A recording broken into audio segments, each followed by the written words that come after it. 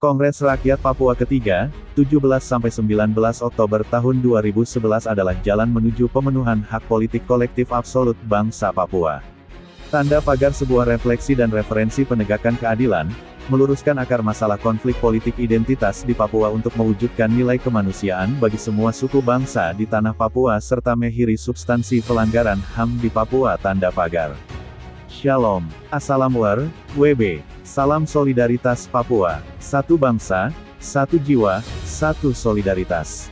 Konflik politik identitas di tanah Papua memang rumit dan sulit, sejak negeri dan bangsa Papua menjadi perhatian bangsa dunia dengan kasih Tuhan yang mengutus para misionaris pada tahun 1855 untuk memerdekakan negeri dan bangsa Papua dari keterisolasian dan kegelapan hidup.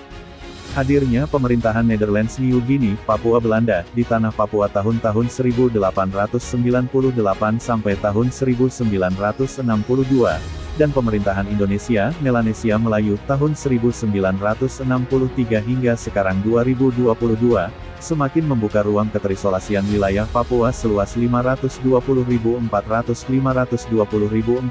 km persegi, dari Raja Ampat hingga Merauke serta menjadikan orang Papua semakin cerdas untuk mengenal jati dirinya sendiri sebagai bangsa Papua yang memiliki hak politik kolektif absolut untuk merdeka dan bernegara serta berpemerintahan sendiri di atas tanah airnya yang sejak ratusan tahun berada di bawah kekuasaan pemerintahan negara Belanda dan Indonesia.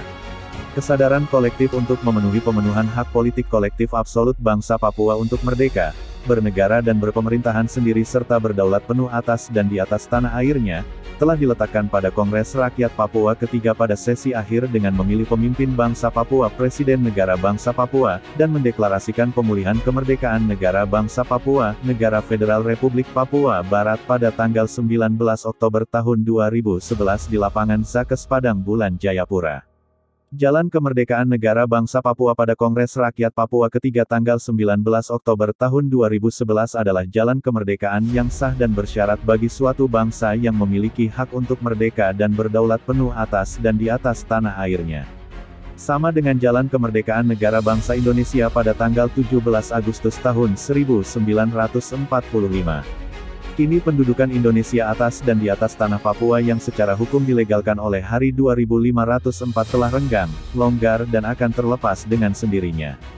Mengingat kebijakan pemerintah Indonesia dengan otonomi Irian Barat yang diimplementasikan dengan UU Nomor 12 Tahun 1969 dengan penerapan daerah operasi militer, DOM, di tanah Papua sejak tahun-tahun 1970 sampai tahun 2000 serta implementasi UU Nomor 21 Tahun 2001, UU Nomor 35 Tahun 2008, UU Nomor 2 Tahun 2022 tentang otonomi khusus Papua dengan penerapan daerah otonom baru, DOB. Tak lagi menjadi alat penawar yang merebut hati mayoritas rakyat bangsa Papua dan terkesan memaksakan. Lantas, apa yang efektif untuk dilakukan? Saatnya dilakukan perundingan damai antara NKRI dan NFRPB untuk mengatur perpindahan kekuasaan administrasi negara secara damai, arif dan bijaksana untuk mencapai nilai kemanusiaan bagi semua orang yang hidup di tanah Papua tanpa terkecuali. Hitam putih, keriting lurus, aku Papua, saling mengakui dan menghargai, kata Presiden NFRPB, Tuan Forkorus Yaboy Sembut, SPD. Tuhan berkati dan lindungi torang semua di tanah Papua. Wassalam, BB, War. Shalom. Salam solidaritas Papua. Satu bangsa, satu jiwa, satu solidaritas. Peace Papua Voice.